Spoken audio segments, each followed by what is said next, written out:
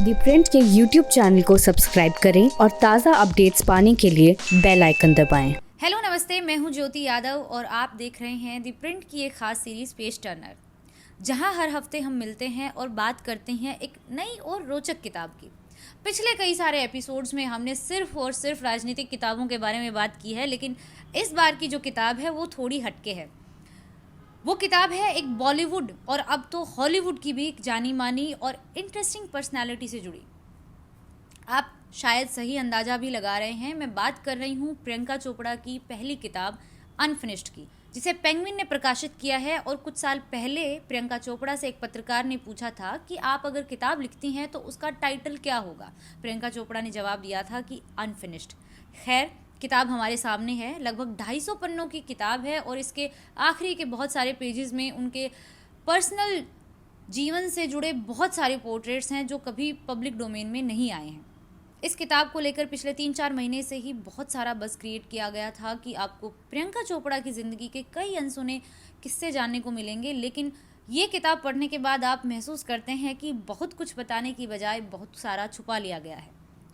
हो सकता है भारत के पाठकों को ये थोड़ी सी बोरिंग भी लगे, क्योंकि प्रियंका चोपड़ा ने इसे वेस्टर्न रीडर्स को ध्यान में रखते हुए लिखा है, इसलिए वो मामा, फूफा, चाचा, चाची, मामी जैसी टर्म्स को भी डिफाइन करती हैं। वो ये भी लिखती हैं कि छोटे कस्बे कैसे होते हैं, भारत में स्कूल के दौरान लंच ले जाया जाता है, वगैरह वगैरह।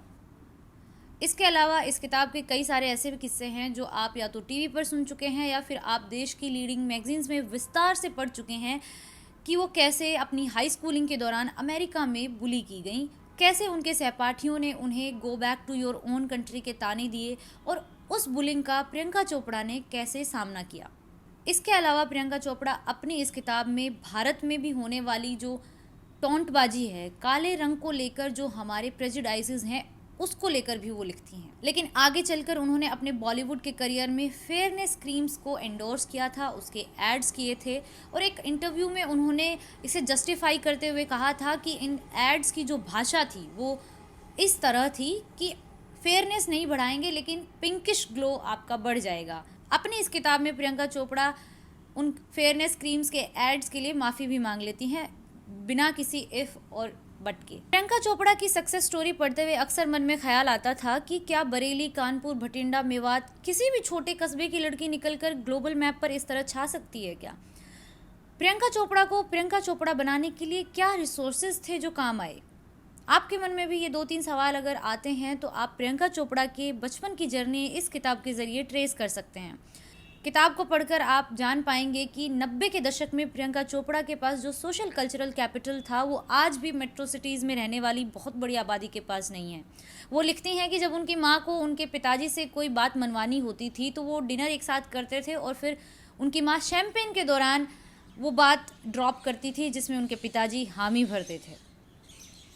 इसके अलावा वो अपने नाना नानी के बैकग्राउंड के बारे में भी बताती हैं कि कैसे वो बिहार के लोकल गवर्नेंस में शामिल थे। उस वक्त बिहार था, आज झारखंड है। उनकी नानी जी बिहार की लेजिस्लेटिव असेंबली में अपने डिवीज़न की पहली महिला मेंबर थी और उनके जो नाना जी थे वो कांग्रेस के मेंबर थे। पिताजी की साइड भी पीढ़ियों से डॉक्टरी जैसे प्रोफेशन में थी, इसलिए कुल मिलाकर परिवार जो है वो संभ्रांत परिवार था, लिबरल था, एडवांस्ड था, प्रोग्रेसिव था। इसके अलावा प्रियंका चोपड़ा लिखती हैं कि उनका एक्सटेंडेड जो परिवार था वो दिल्ली, बम्बई जैसे शहरों में रह रहा था। उनके मामा मामी और उनके मौसा मौसी अमेरिका में सेटल्ड थे। पढ़ाई के लिए वो खुद अमेरिका भी गई। जब उन्हें दिल्ली मिस इंडिया पेजेंट में शामिल होने आना था तो उनके रिश्तेदार यहाँ थे। मिस इंडिया जीतने के बाद जब उन्हें मुंबई जाना था तो उन्हें वहाँ जाकर ठिकाना ढूंढने जैसी एंग्जाइटी का सामना उस तरह नहीं करना पड़ा जिस तरह का सामना इंडिया के बाकी मिडिल क्लास परिवारों को करना पड़ता है। भले ही वो बरेली जैसे एक छोटे कस्बे में रह रही थी, लेकिन वो लिखती हैं कि उनके डिनर टेबल पर ग्लोबल इश्यूज़ को डिस्कस किया जाता था। साल 2000 में जब मैं पार्टिसिपेट करने आई थी तो जाते जाते वो टाइम्स ऑफ इंडिया को छापने वाली कंपनी के प्रेसिडेंट प्रदीप गुहा का नंबर लेकर गई थी और कह के गई थी कि अगर मेरा सिलेक्शन नहीं होता है तो आप मुझे टेक्स्ट करके बताइएगा ताकि मैं अपनी पढ़ाई का जो वक्त है वो ज़ाया ना करूं। और आखिरकार उन्होंने उनको टेक्स्ट भी किया। किताब की जो सबसे ज़रूरी बात है वो ये है कि इतने प्रिविलेज्ड परिवार की लड़की ने कैसे एंटरटेनमेंट की दुनिया की जो पॉलिटिक्स है उसमें नेविगेट किया, कैसे उनके माँ बाप ने लगातार स्ट्रैटेजी और प्लानिंग के ज़रिए उन्हें यहाँ तक पहुँचाया। इसका श्रेय प्रियंका चोपड़ा अपने माता पिता को लगातार देती रही हैं। बॉलीवुड में फेवरेटिज्म और नेपोटिज्म की बहस कब से जारी है, लेकिन प्रियंका चोपड़ा ने पास्ट में कभी इस पर खुलकर बात नहीं की है। लेकिन इस किताब के एक चैप्टर में वो इस पर थोड़ा सा प्रकाश डालती हैं कि उन्हें भी शुरुआती दौर में नेपोटिज्म और फेवरेटिज्म का सामना करना पड़ा, उसका शिकार होना पड़ा। लेकिन वो जल्द ही समझ गई थी कि अगर यहाँ पर आपको सक्सेस हासिल करनी है तो आपको इन इनसाइडर्स के साथ सोशल नेटवर्किंग करनी पड़ेगी। इसके अलावा वो एक और किस्से का जिक्र करती हैं। जब वो मिस वर्ल्ड जीत चुकी थी, उन्होंने 4 फिल्में साइन कर ली थी, लेकिन उन्हें एक सर्जरी से गुजरना पड़ा। उनकी नाक की सर्जरी को लेकर मीडिया ने काफ़ी कुछ लिखा और उसके बाद फिल्मों से उन्हें लगातार ड्रॉप किया जाने लगा। लेकिन उन्होंने एक फिल्म साइन की थी अंदाज, उसमें लारा दत्ता और अक्षय कुमार भी उनके साथ थे। इसमें वो सेकंड लीड में थी। पहले उन्हें मेन लीड के लिए चुना गया था, बाद में उन्हें कहा गया कि आपका चेहरा ऐसा हो गया है कि हम ये रिस्क नहीं ले सकते, लेकिन उन्हें सेकंड लीड मिला और इस फिल्म के लिए उन्हें फिल्म फेयर अवार्ड भी मिला। इस फिल्म का एक फेमस गाना है अल्लाह करे दिल ना लगे। इस गाने की शूटिंग केप टाउन में हुई थी और उस दौरान 35 टेक हो चुके थे। कोरियोग्राफर राजू खान ने माइक नीचे रखा और अनाउंस किया कि पैकअप, और फिर जाके प्रियंका चोपड़ा को एक ज़बरदस्त फटकार लगाई कि आप मिस वर्ल्ड होंगी, लेकिन आपको डांस करना नहीं आता है। सेट पर जब आप आएँ तो पूरी तैयारी के साथ आएँ। और प्रियंका चोपड़ा के आंसू वहीं निकलने शुरू हो गए। लेकिन वो वापस मुंबई आई और उन्होंने पंडित वीरू कृष्णा से डांस सीखा और फिर वो केप टाउन गई और इस गाने की शूटिंग उन्होंने दोबारा से की। फिल्म ने अवार्ड्स तो जीते ही, उनकी राजू खान से भी अच्छी दोस्ती हो गई।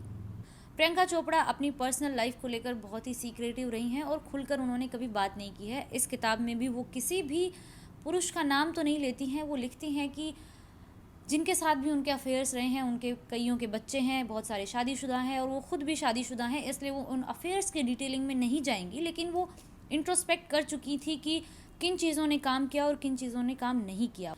फिर वो 2016 के अपने एक सबसे बड़े ब्रेकअप के बारे में भी बताती हैं कि फिर उन्होंने निक से मुलाकात की। निक से मुलाकात कैसे हुई, कैसे वो डेट्स पर गए, कैसे मेट गाला वाले वो फ़ोटोज़ वायरल हुए और शादी का फ़ैसला कैसे किया, निक ने मधु चोपड़ा जी को कैसे कन्विंस किया शादी के लिए, वगैरह वगैरह इस किताब में डिटेलिंग में बताया गया है।